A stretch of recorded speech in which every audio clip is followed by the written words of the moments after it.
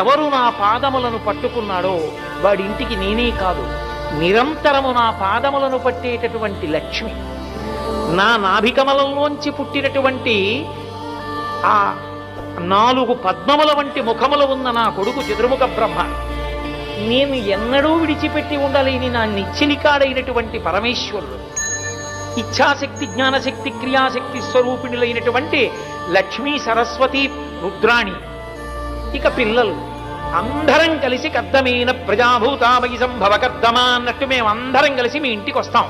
నా పాదముల వంక చూస్తే చాలు, నా పాదములు పట్టుకుంటే చాలు, మీ ఇంట్లోనే ఉంటాను.